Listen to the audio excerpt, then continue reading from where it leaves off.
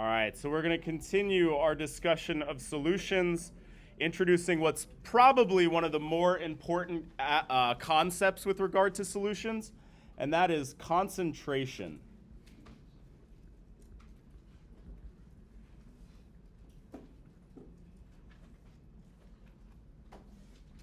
Okay? Concentration is simply a measure of how much solute is dissolved in a particular solvent.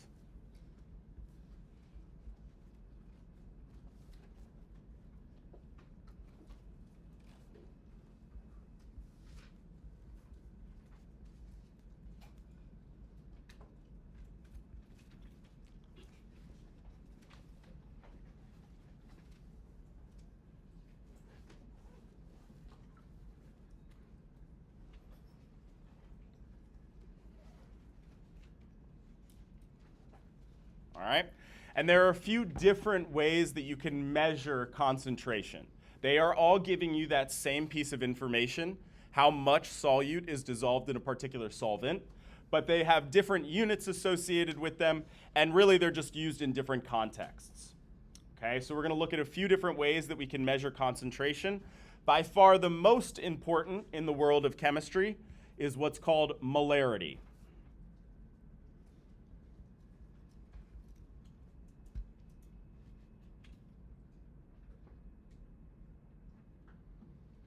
Okay.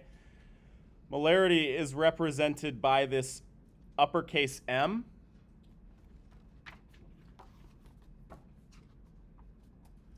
All right, and then the definition of molarity is moles of solute over liters solution.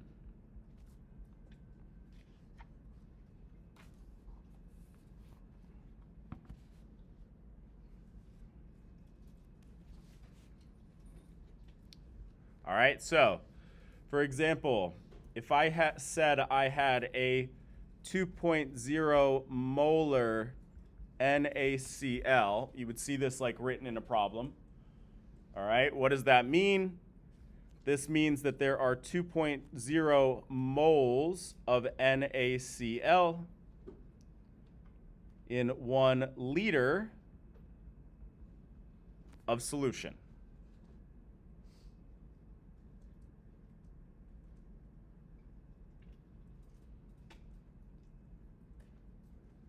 Okay, so if I had 1 liter of solution, how many moles of sodium chloride are in there? 2. If I had 2 liters of solution, how many moles of sodium chloride would I have? 4, right? So we can use, and we can always figure this out, right? It's kind of easy when we use easier numbers, but now let's just do this mathematically for any amount, right? For any volume. So how many moles NaCl are in 0.67 liters of solution?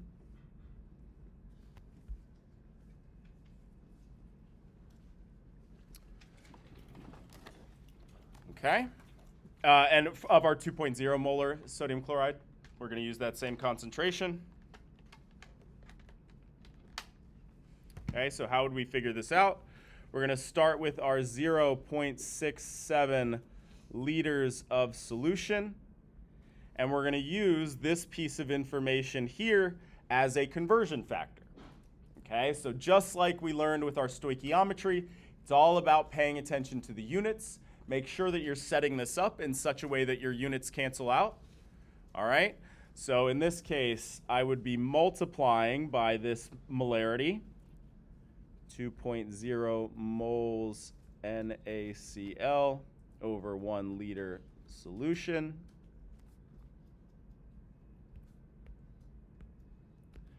Punch that into my calculator. We get 1.34. And then importantly, my units, liters of solution cancel out, and I'm left with moles NaCl, which is what the problem was asking for.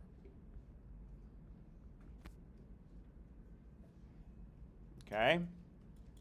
So the trick here is being able to take this piece of information that would be given in the problem and convert it into this conversion factor that we can use to cancel out our units. All right, that's going to be the key step. Did you have a question? Yeah, I was asking, what is the line above the 3? The line above the 3 is a sig fig sort of line here, right? If I have 2 sig figs over here, 2 over here, I need to have 2 in my answer. All right, look, sig figs were a big part of Chem 1A. There are going to be certain problems that I'm going to stress we need to know how to do sig figs for, and other ones where I'm going to be like, don't worry about it. All right, for simple multiplication, we need to be able to do our sig figs, right? Remember, our rules are count the number of sig figs in each input. That should dictate how many sig figs you have in your answer, right? Whichever number is fewer. And so we'll practice that here with our concentration calculations. All right, so let's do another one.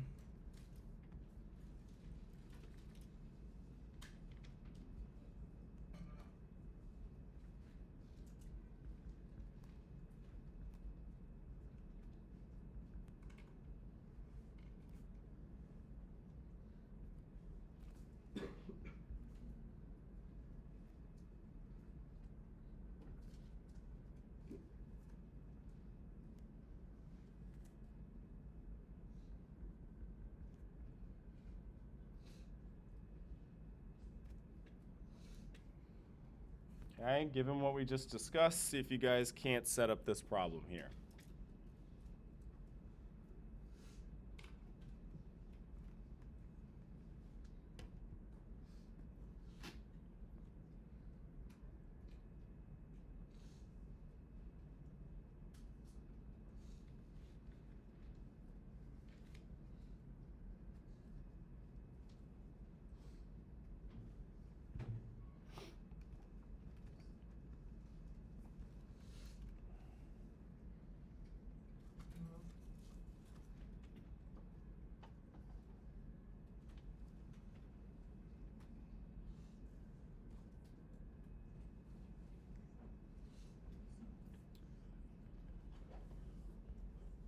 Okay, and an essential part of this problem is being able to interpret this piece of information here, right? What does that big M mean? Again, this means that there are 0.46 moles of KOH in 1 liter of solution. So then when I set up my problem, I got 2.75 liters times this thing that I was just able to build.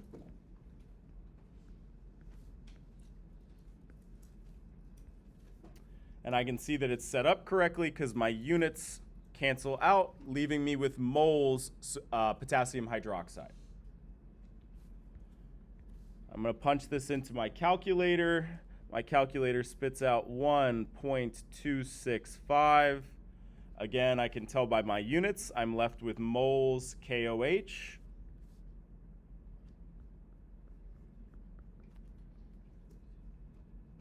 Okay. And then sig figs. How many sig figs are in 2.75? 3. And how many sig figs are in 0.46? Just 2. Remember, these leading zeros don't count. So if one of those inputs has 3 and the other one has 2, how many sig figs should be in my answer? 2. All right, so final answer, 1.3 moles KOH. All right, look, I'm not going to be too crazy on sig figs, all right, but multiplication we should be able to do sig figs for. It's just about the easiest thing in the world. Just make sure to count the sig figs of each of your input. Whichever number is smaller, that's how many sig figs are in your answer. All right, I don't think that's asking too much. When we get on to more difficult calculations, we're not going to worry about it. Okay? All right, so then using this same logic, we're now going to do one that's slightly harder.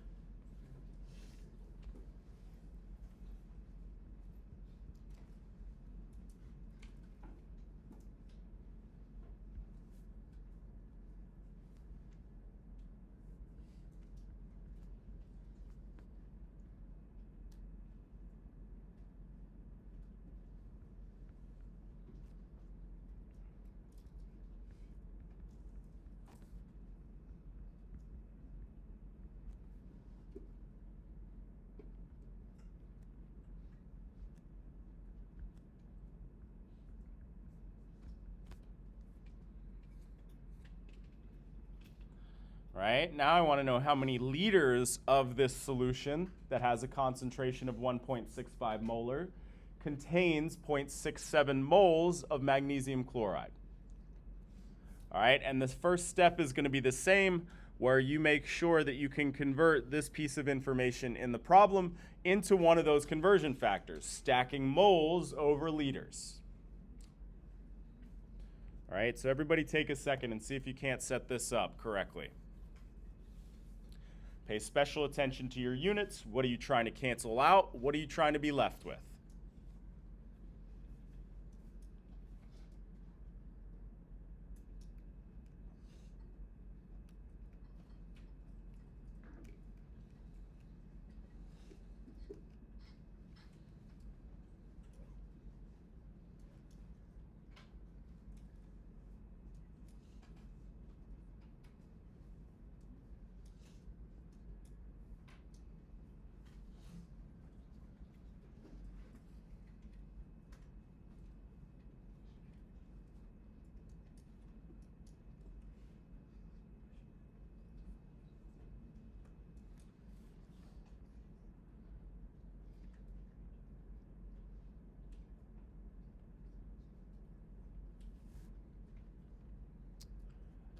All right, so again, the important first step is being able to convert this piece of information into something that we can actually use in our math. And again, that would look like 1.65 moles of MgCl2 over 1 liter solution. All right, these are the same thing. This is the way it's going to be given to you in a problem. And this is the way you're going to need to use it in your math, right? In such a way that your units are going to cancel out beautifully, right? That's the nice part about stoichiometry, is as long as we pay attention to our units, make sure that everything cancels out, that's how we know that we've set up our problem correctly, right? We don't have to memorize formulas or anything like that. We just have to pay attention to units. So then I'm going to start with my 0.67 moles of MgCl2. Right? And in the past problems, we were taking this conversion factor that we built, and we were multiplying it by that initial value. Is this set up correctly? No. How do I know there's a problem with it? My units don't cancel out. So instead of multiplying by that conversion factor, what am I going to have to do? Divide, right? And when we divide, we just flip it. So I'm going to take that concentration information and I'm going to flip it. So now I'm going to have moles of MgCl2 on the bottom and liters of solution on top.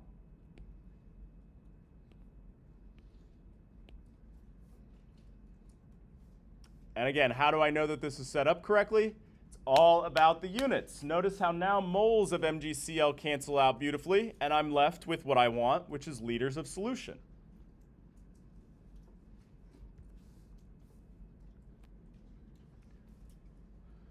Punch that into my calculator, 0.4060606. My units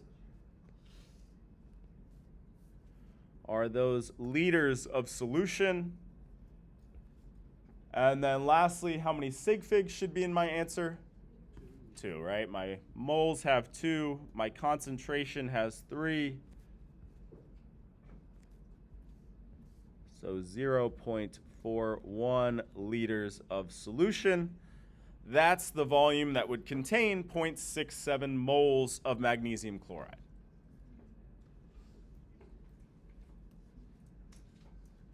Okay? So make sure, again, the key step is being able to convert this piece of information that's given in the problem about the concentration to something that we can actually use in our math. And then from there, the name of the game is the same as it's always been in stoichiometry. Pay attention to your units. Make sure your units cancel out. Okay? So we're going to move on to introduce a new way of measuring concentration, but we're going to see this same sort of math strategy over and over and over again. Okay? So we'll get to practice that strategy some more. Another common way to represent concentration in chemistry, although not nearly as common as molarity, is what's called molality.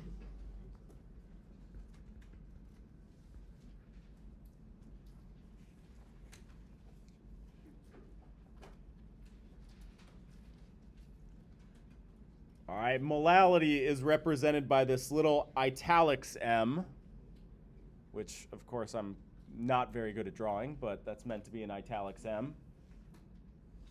Okay. Like molarity, it's concentration information, so it tells you how much solute you have in your particular solution. But in this case, the units are different because it's moles of solute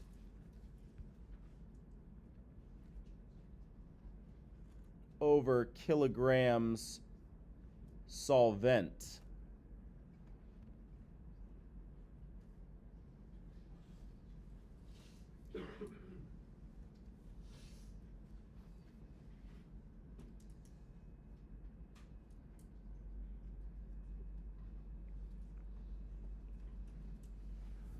All right, so let's see if we can use this, do another type of problem here. So, how many moles of cesium fluoride are in 1.2 kilograms solvent of a 6.75 molal CSF solution. Okay, so similar to before, your first step is going to be to take this concentration information and convert it into one of those conversion factors that we can actually use in our math. That's going to help us keep track of our units. Again, different from molarity, it's going to be moles of solute over kilograms solvent. Okay, but the process is still analogously the same, right? So in this case, because it's molal, it would be 6.75 moles of cesium fluoride in 1 kilogram of my solvent. All right, so then see if you can't finish off this problem, again, paying special attention to units.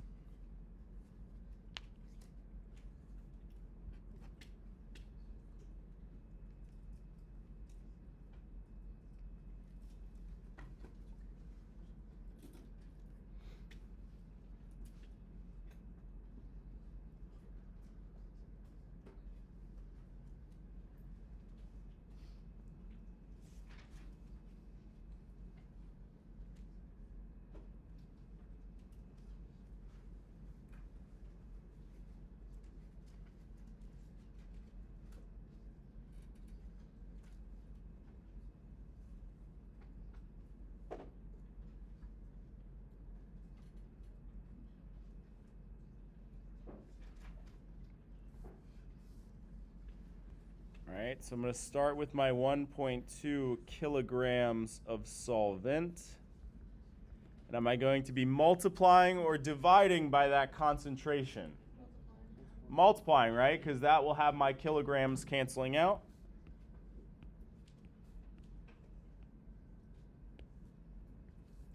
Okay.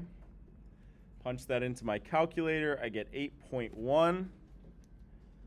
Paying attention to units. Kilograms of solvent cancel out. I'm left with moles of cesium fluoride.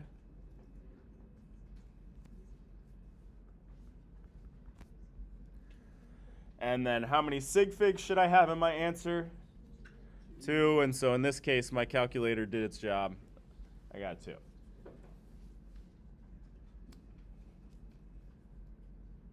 Okay, so we're going to be working with these concentration information, just being able to convert from volume to moles, etc., or in this case, kilograms of solvent to moles, back and forth, all right? Why is this relevant? So just to kind of give you a window into how this works, we haven't talked about chemical reactions yet in this particular course, right? But soon we'll be moving on to actually talk about chemical reactions. A lot of reactions happen in solution. All right, if you rewind your brain to last semester in your lab course, right? If you were ever working with a solution of acid or base, that was a solution, right? So if we're performing a reaction with that, Remember, we got to figure, we track how much of a reaction happens in terms of moles. So we need to be able to convert from, I use this volume of solution, okay, well then how many moles of that compound were involved in a reaction, okay? So we're sort of laying some groundwork, building up our like chemistry tool chest here, so that when we start exploring chemical reactions, we can keep track of them based on how much of a solution is used, okay? All right, so then let's just do another one.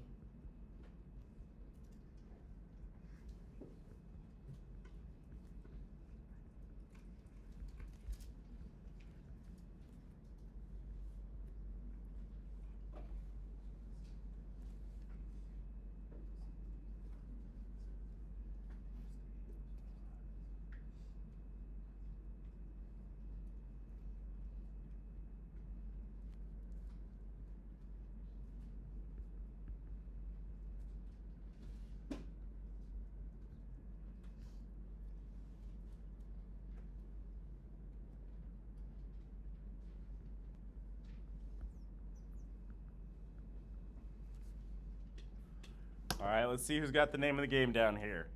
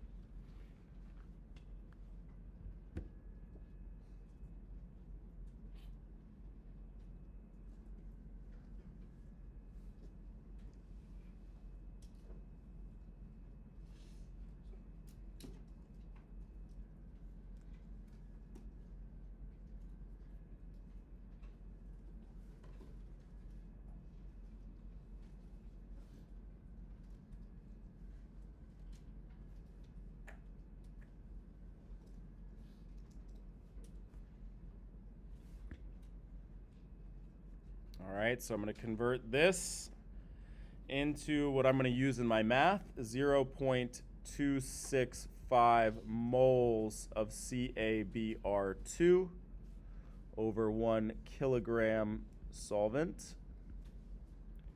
I'm going to start with what's given, the 1.266 moles CaBr2.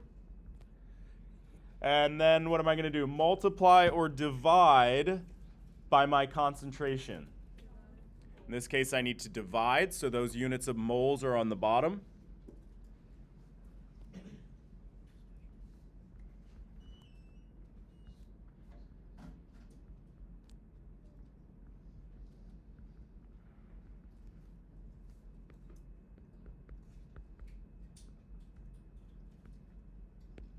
Okay, I can see it's set up correctly because my units of moles cancel out, and I'm left with units of kilograms solvent. Punch that into my calculator.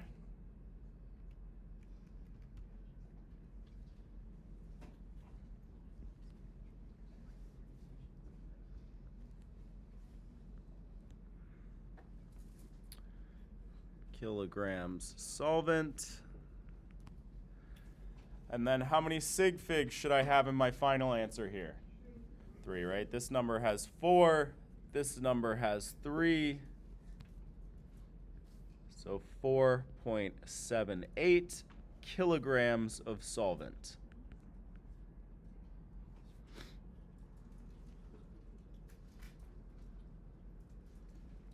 Okay? So in the same way that in the first semester you learned how to do unit conversions, and you would use something like 2.54 centimeters are in 1 inch to convert between inches and centimeters. Our concentrations are very much so playing that same role, right? They're helping us jump for one set of units information about, for example, the volume of solution used to another set of units, like moles of solute. Okay? Playing that same game, and again, you'll know it's set up correctly as long as your units cancel out. The key step being, can you convert that concentration information into that term you're going to be using in your math, right? If you got that, then you can sort of play with it, lining it up, making sure your units cancel out.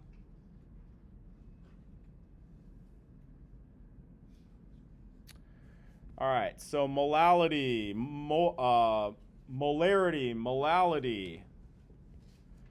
The next one is what's called a mole fraction.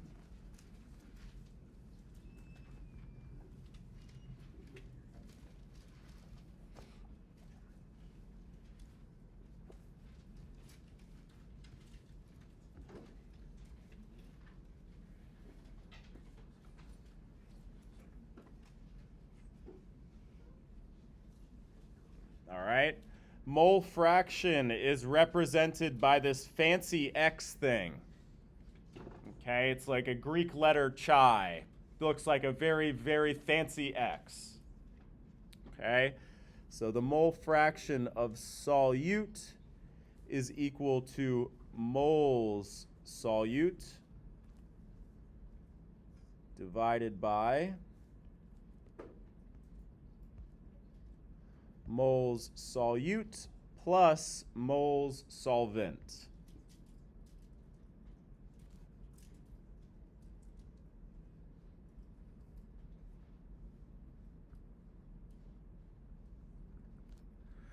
Mole fractions may sound familiar from the first semester. They're usually introduced in the gases chapter.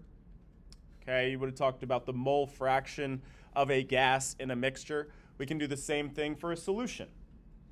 Okay?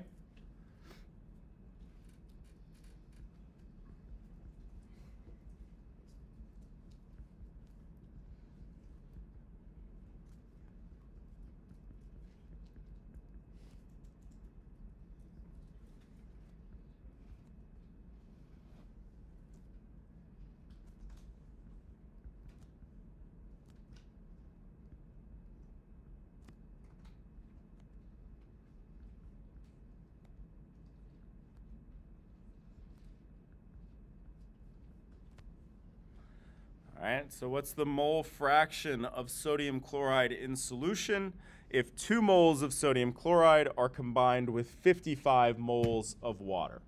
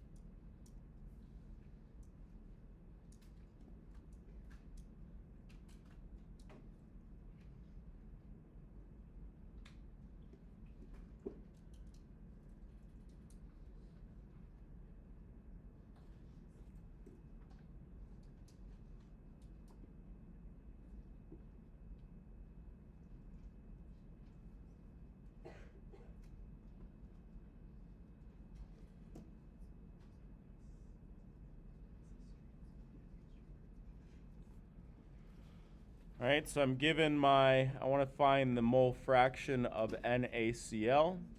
I'm given my 2.0 moles NaCl divided by 2.0 moles NaCl plus 55.0 moles of my solvent, H2O.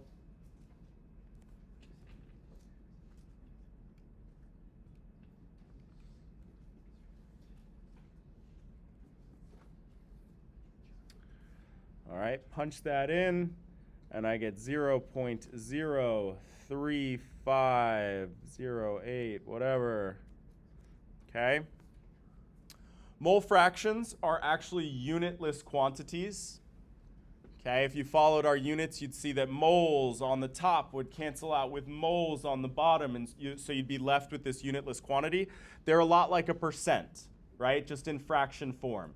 So I could also say that this solution is 3.5% sodium chloride by moles. Okay, very similar, but just in fraction form, not putting it in percentage form.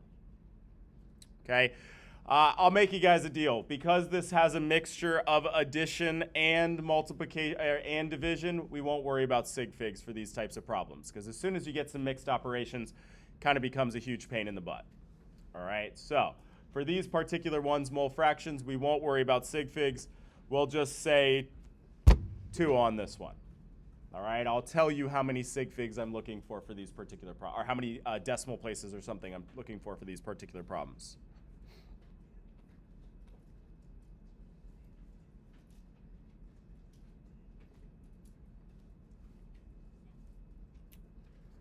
Okay, and then our last unit of concentration that we're going to use, which is far less common within a chemistry lab, but is very, very common in other fields, especially the health field. In, for example, hospitals, a lot of drugs are administered through solution, right? And you need to know exactly how much you're giving a particular patient, okay? So you'll deal with concentrations in that sense, but they don't really use molarity or anything like that. They tend to use what's called a mass percent.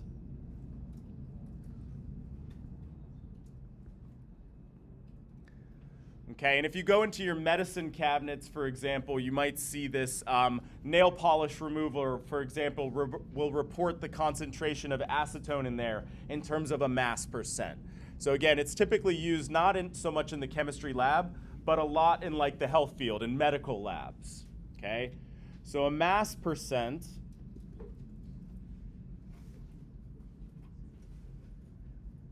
is the mass of the solute divided by the mass of solution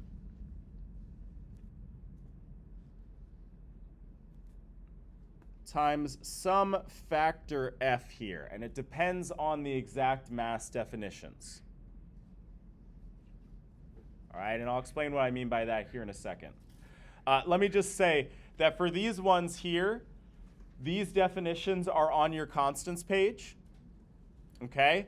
Molarity and molality, you have to have memorized, okay? I give you the definitions of all these different mass percents we're gonna go over on your constants page. Molarity and molality, you gotta know by heart, okay? You gotta be able to use that information without having those definitions in front of you, all right? So we call it, this is like this general formula for a mass percent. If it's a literal percent mass, F is just equal to 100.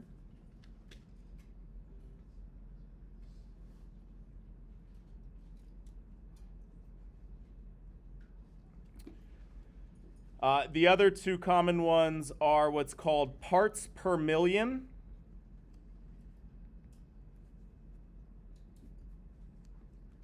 Okay, this is parts per million. All right, and that is when F equals a million.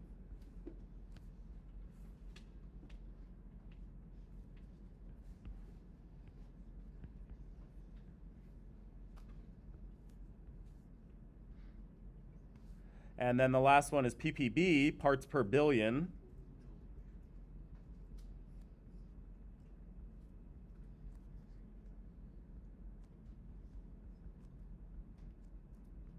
And that's when F equals a billion.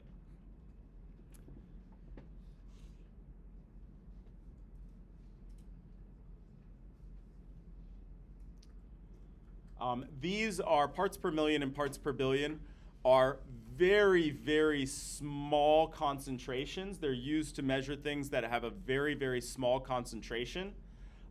So for example, arsenic is insanely, insanely toxic, even in very, very small quantities, right? So drinking water, for example, is analyzed in terms of its arsenic concentration, making sure it's below a certain threshold in parts per billion, which is very, very dilute concentration. But again, even a little bit of it is quite deadly, right? So we use parts per million and parts per billion for things that are like what we would call like trace amounts of things, right? To measure the concentration of things that are insanely, insanely dilute. All right, so how would we use this? Same sort of type of problem.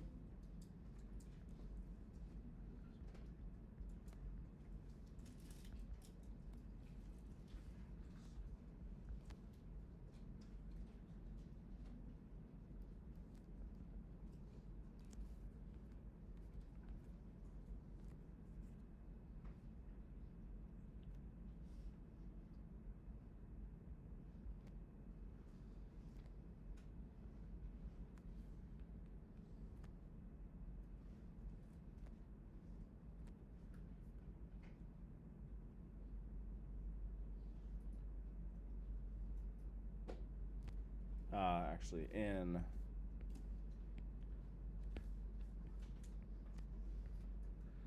$15 grams of solution,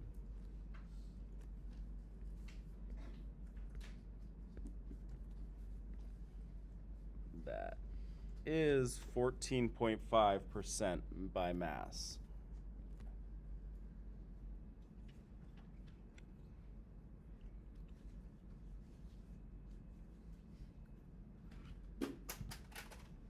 Okay.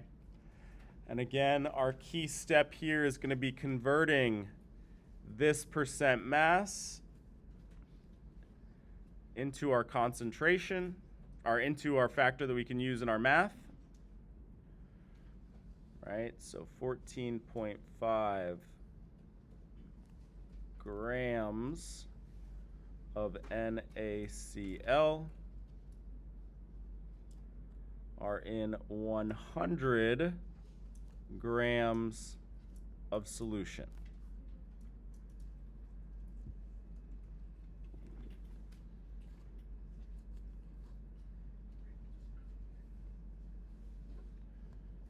All right, in general, we can sort of convert these pieces of information, mass of solute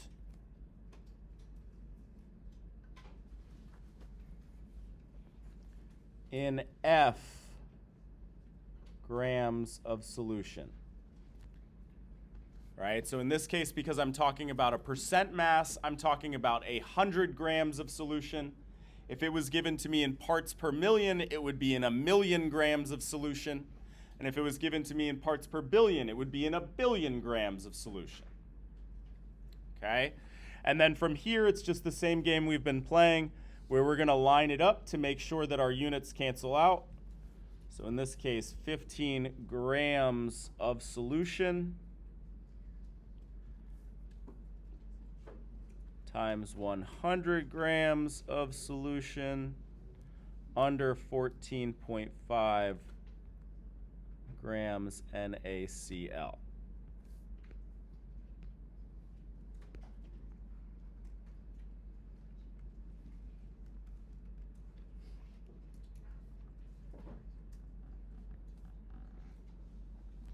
Equals 2.175 grams NaCl. And then sig figs, how many sig figs? 2.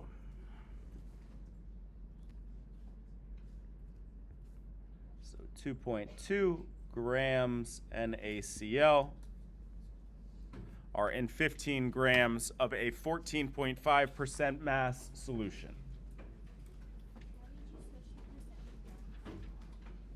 So it's because the definition is mass of solute over mass solution. That's what all of these are. So it's always going to be grams over grams, grams of solute over grams solution. The number of grams of solution that you use is going to depend on your particular definition, right? And so that factor for percent mass was 100. So that's why I said it was 100 grams of solution.